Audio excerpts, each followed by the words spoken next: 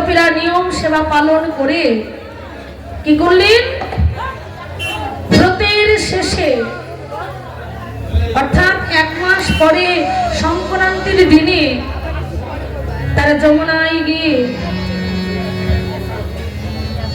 বালুকা দিয়ে কাত্যায়নী মূর্তি তৈরি করে মাকে আহ্বান করলেন, মাকে স্মরণ করলেন। কেন? তাদের মনোবাসনা পূর্ণ করবে বলে। তাই আসো মায়েরা, সকলে মিলে আমরাও সবাই একটু মাকে স্মরণ করব। সবাই দুটি জোড় হাত করে প্রণাম করো। নিতাই গৌর হরি বল। তুমি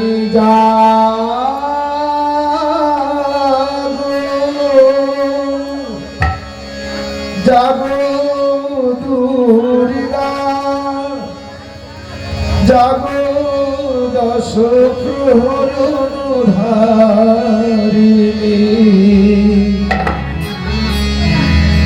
অভয়া শক্তি বল প্রদায়িনী, তুমি জাগো জাগো, তুমি জাগো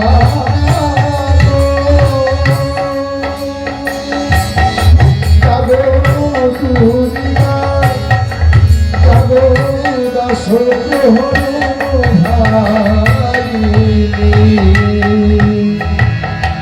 অভয়া শক্তি বল প্রদায়িনী, তুমি জাগো জাগো,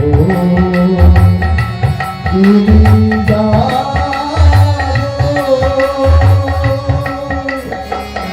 অসহায় তোলায় তুমি যে দুর্গা, বহুবল ধারিণী, পুরানো বাড়ি, জাগো মা, জাগো সরল চন্দ্রিকা শঙ্করী, জাগো জাগো মা, জাগো সূর্য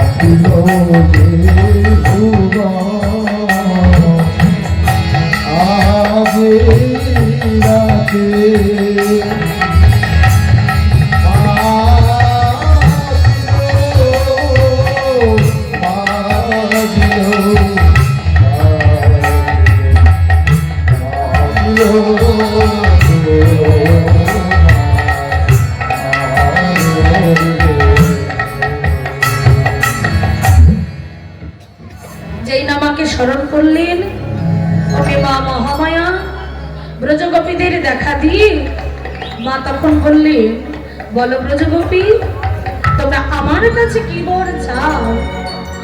ব্রজগোপীরা বললেন, মাগো, আজকে তোমার কাছে কোনো ধন চাই না, কোনো জন চাই না, আজকে তোমার কাছে আমার এই বাসনা, আমরা যেন ভগবান কৃষ্ণকে আমরা প্রতিরূপে পাই।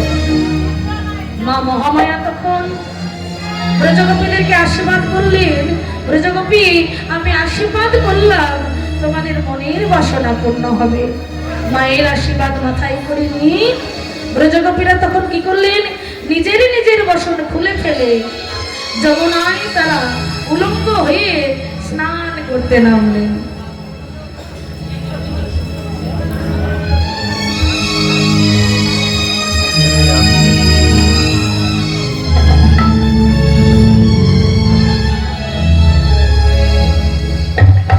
তাই ব্রজগোপীরা তখন কি করলেন, নিজের বসন খুলে ফেলে তারা জল কেলি করতে লাগলেন।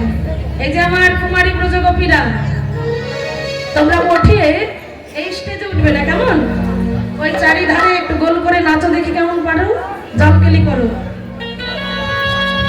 আজকের দিনটা চলে গেলে কিন্তু আর পাবে না। যারা যারা নৃত্য করবে একটু গোল গোল হয়ে ঘুরে একটু জল কেলি করো। মায়েরা সবাই কিন্তু উলুধ্বনি দেবেন, কেমন? ওঠো ওঠো।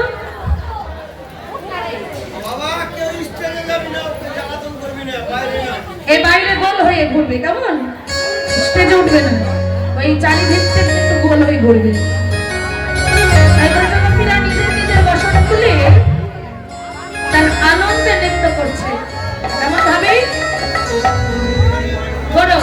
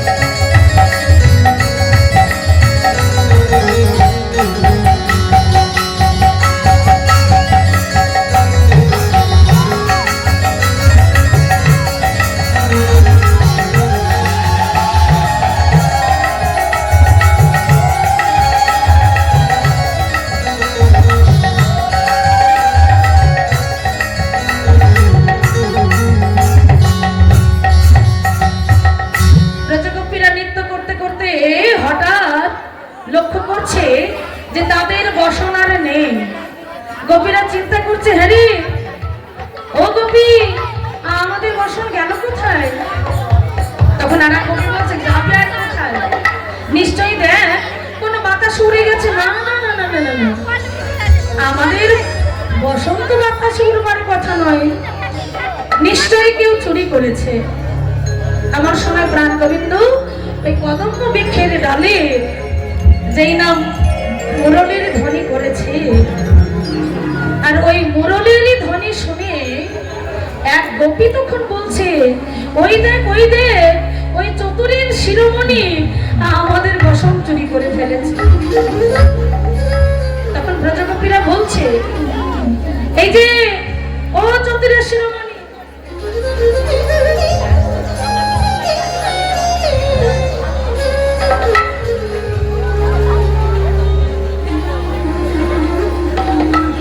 এই যে আমাদের বসন চুরি করেছো কেন? হ্যাঁ, এতদিন ব্রজমায়েদের ঘরে ঘরে ননি চুরি করে তোমার স্বাদ মিটেনি? ওরে বাবা, বাকি বিয়ে মনে হচ্ছে একবারে বৃন্দাবনে। এতদিন তুমি যে ব্রজমায়েদের ঘরে ঘরে ননি চুরি করেছো, তাতে তোমার স্বাদ মিটেনি, আর সবশেষে তুমি আমাদের বসন চুরি করতে এসেছো। ছি ছি ছি ছি, হে গোবিন্দ, আমাদের বসন দাও। গোবিন্দ তখন বলছে, বসন তো দেবই, কিন্তু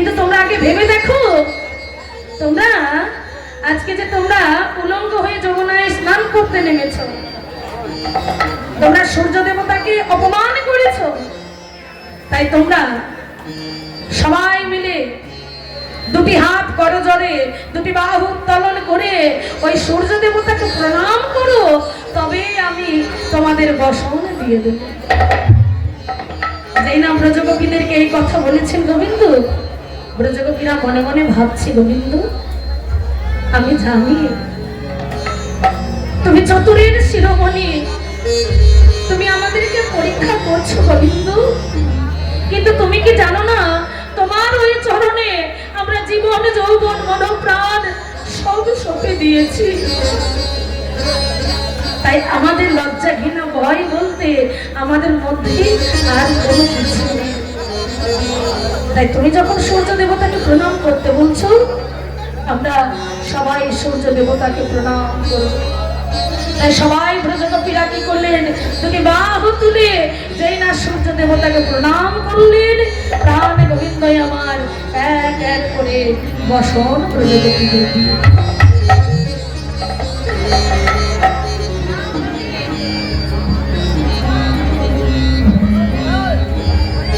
যেই বসন দিয়ে দিল, আর তখন ব্রজগোপীরা বললেন, গোবিন্দ বসন্ত দিলে কিন্তু আমাদের মনের যে বড় আশা। তখন গোবিন্দ বললেন, তোমাদের মনের আশা? কিসের মনের আশা? ব্রজগোপীরা বললেন, দেখো গোবিন্দ, আমরা তোমাকে প্রতিরূপে পেতে চাই, তাই আমাদেরকে প্রাণ ভরে আশীর্বাদ করো, আমরা যেন একটি রজনীত হলেও তোমাকে যেন আমরা প্রতিরূপে পাই। তাই গোবিন্দ বললেন, তথাস্তু ব্রজগোপী, আমি তোমাদেরকে আশীর্বাদ করলাম, তোমাদের প্রত্যেকের মনের বাসনা আমি পূর্ণ করব। তাই মাগো, আজকে সেই শারদীয়া কালীর পূর্ণিমা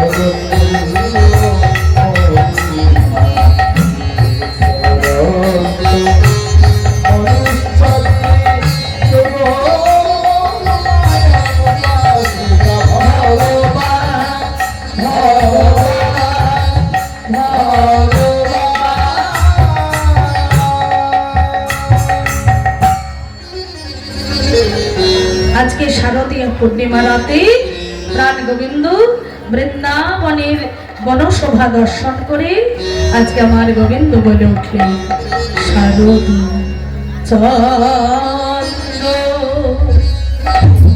পাবন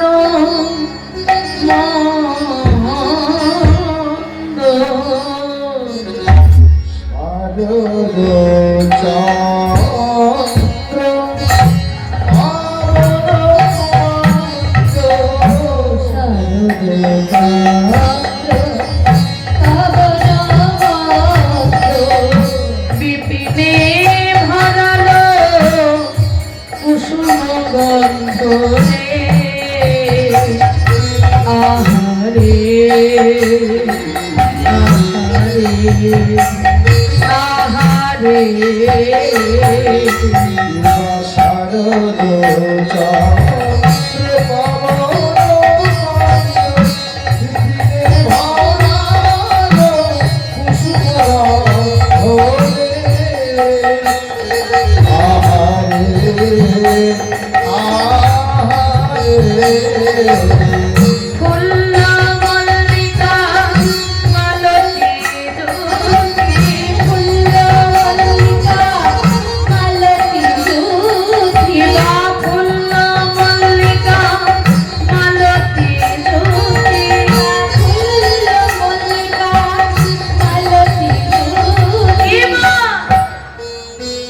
এবার মাত্র ধরণী রে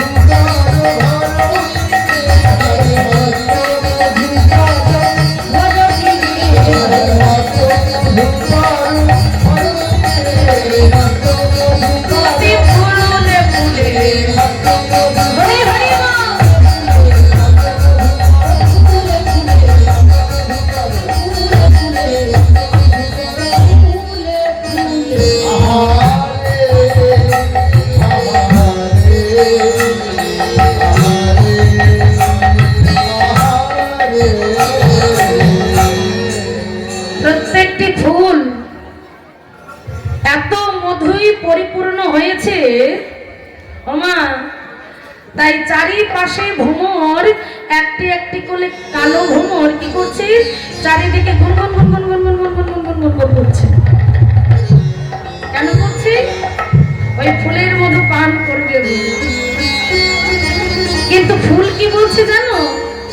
ফুলেরা সবাই বলছে, দেখো ভ্রমর, তুমি তো প্রত্যেকদিন আমাদের থেকে মধু পান করেছো, কিন্তু আজকে তোমার কাছে নিবেদন, তুমি যেন আমাদের উচ্ছিষ্ট করে গোবিন্দ সেবার পথে তুমি আমাদের বাধা দিও না। কেন জানো? আমরা সবাই প্রস্ফুটিত হয়েছি গোবিন্দের সেবায় লাগবো বলে। আর তুমি যদি আমাদের মধু পান করে যদি উচ্ছিষ্ট করে ফেলো, আমরা কি গোবিন্দ সেবায় লাগতে পারবো? মাইরা, গাছে যে ফুল ফোটে তারাই কি গোবিন্দের চরণ আশা করে? বাবা, এই যে আমরা আজকে হরিবাসরে যারা বসে আছি, এগো মাইরা, আমরা কি ফুল নই? আমরাও তো সবাই ফুল, তাই না? আমরাও একটি একটি করে ফুল। তবে ভেবে দেখো মাইরা, আমরাও যে সবাই গোবিন্দের চরণ পেয়েছি তা কিন্তু নয়।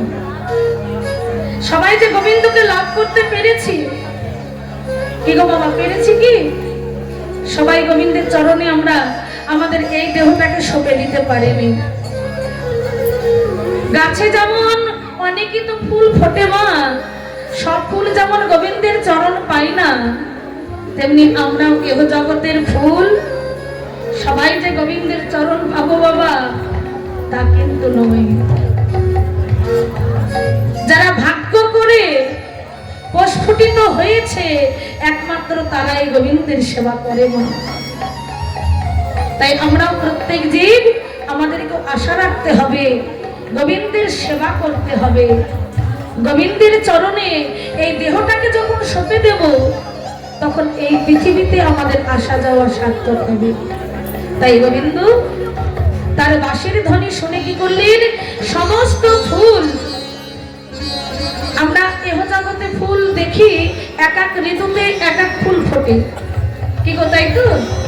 কিন্তু আজকে একই ঋতুতে পৃথিবীতে যত রকম ফুল আছে সবাই প্রস্ফুটিত হয়েছে। তাই সেই রাত্রিটা কেমন? মহাজন বলছে, দেখো, হ্যাঁ তো রাতি ওই ছন ভাতি,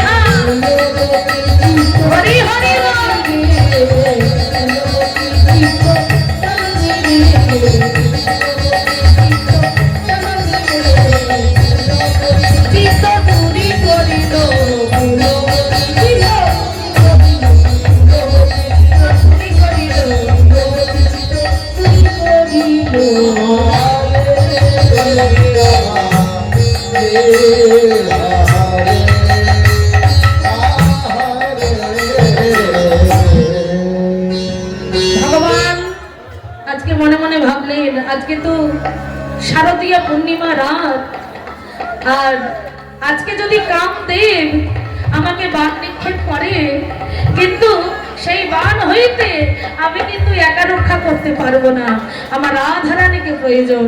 তাই রাধারানী এবং ব্রজগোপীদেরকে আকর্ষণ করবার লাগে আজকে বৃন্দাবনে দাঁড়িয়ে গোবিন্দ আমার বাঁশি বাজালেন। কেমন করে বাঁশি বাজালেন মাইরা? কি গো মাইরা, তোমরা সবাই দেখেছো কি? কি গো মা, দেখেছো? আজকে স্বয়ং গোবিন্দ পাকা বিয়ে দিয়ে বাঁকে বিহারি বৃন্দাবনের। আজকে গোবিন্দ আমার বৃন্দাবনের পথে প্রত্যেক গোপীকে তার বাঁশির সুরে আকর্ষণ করবে বলে কি করলেন, মুরলি বাজাতে লাগলেন। তাই মায়েরা সবাই মিলে মুরলি ধ্বনি শুনবে আর প্রাণ ভরে উলুধ্বনি দেবেন। কেমন? নিতাই গৌর হরি বল। হে গোবিন্দ, তুমি আগে সুদাও বাঁশিতে, দেখি কেমন বাজাতে পারো। জোরে জোরে। ওই দিকে তাকাও, তোমার কৃষ্ণদের দিকে।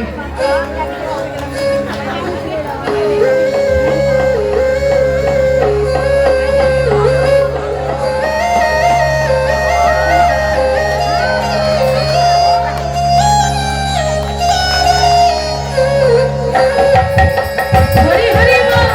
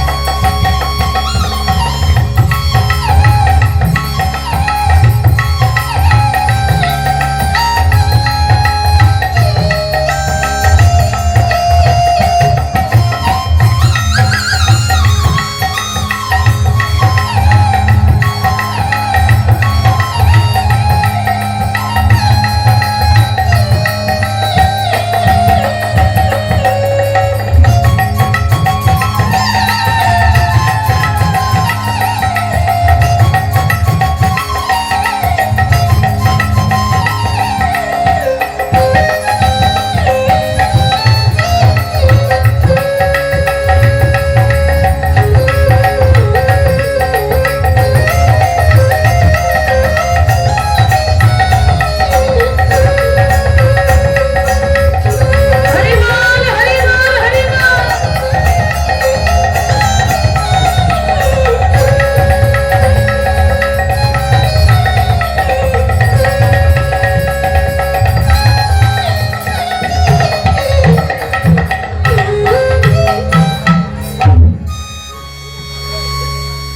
দারুণ দারুণ। যেই না প্রাণে গোবিন্দ বাঁশি বাজিয়েছেন, এতক্ষণ তো ব্রজগোপীরা ভালোই ছিল মা, কিন্তু সর্বনাশটা করলো এবার। সর্বনাশটা করলো কে? ওই যে কেলে ছোড়া। হ্যাঁ, এতক্ষণ ব্রজগোপীরা ভালোই ছিল, আর যেই না প্রাণ গোবিন্দ আমার মুরলি বাজালে, আর ওই মুরলির ধ্বনি শুনে ও মাইরা ওই ব্রজগোপীরা কি করলো জানো? শোনো তো গোপী প্রেমহীন মনহীন মন আপনা সবীরে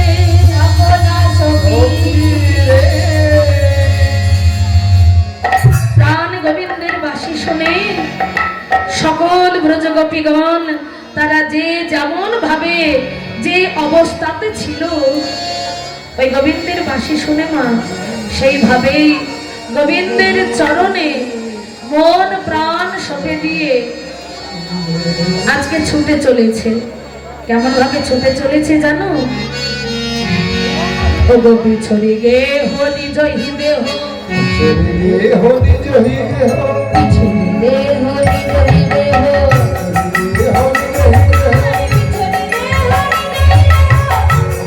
হো নিজ দেহ, দেখো নয়নে কাজল রে হো রে, আহারে আহারে আহারে।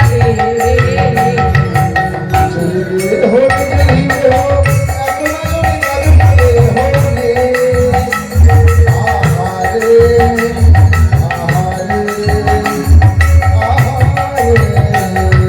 বাহে রঞ্জিত বন্ধি ওই এক,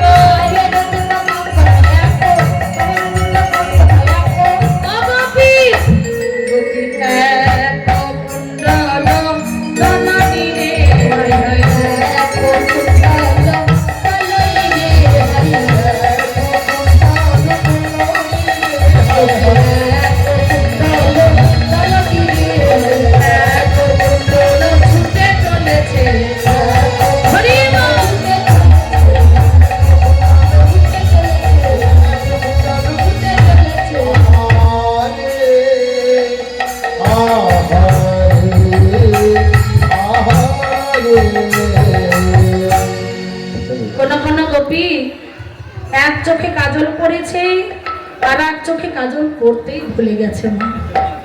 আবার কোন কোন গোপী কি করেছে, এক কানে কুণ্ডল পরেছে আর এক কানে কুণ্ডল করতে ভুলে গেছে।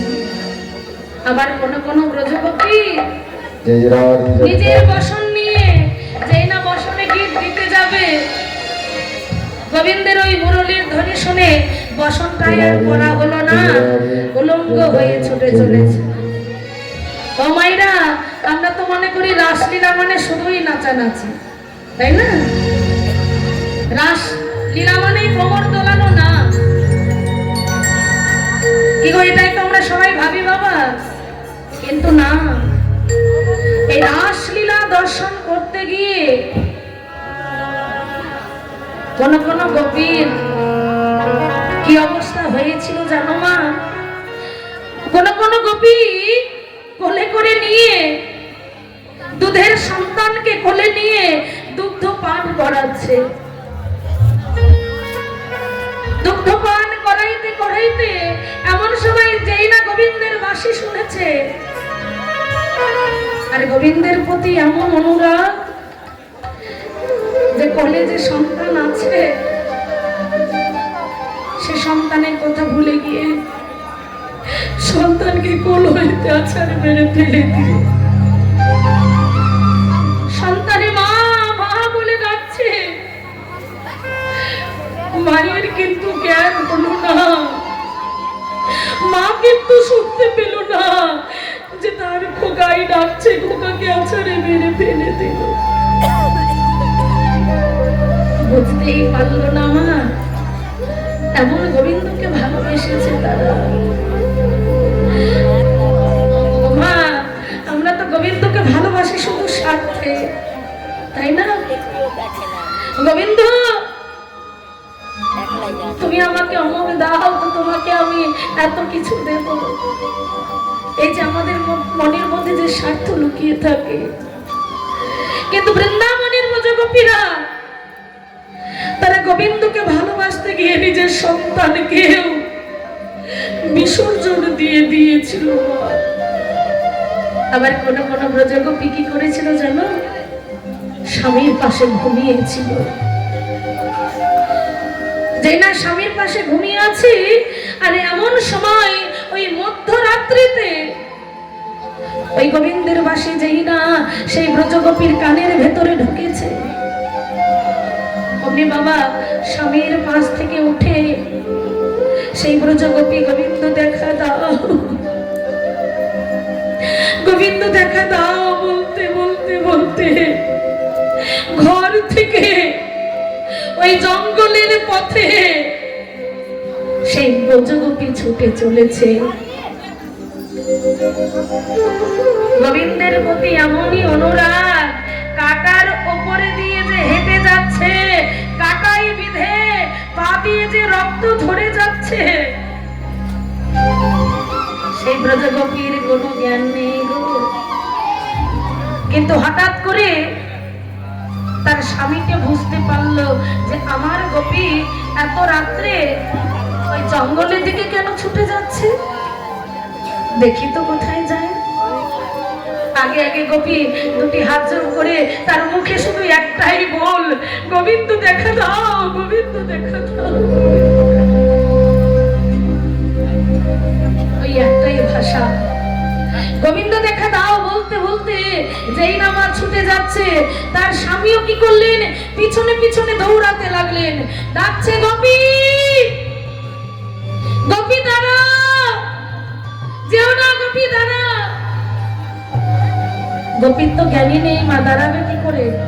তার স্বামী যে পিছনে ডাকছে তার তো খেয়ালই নেই।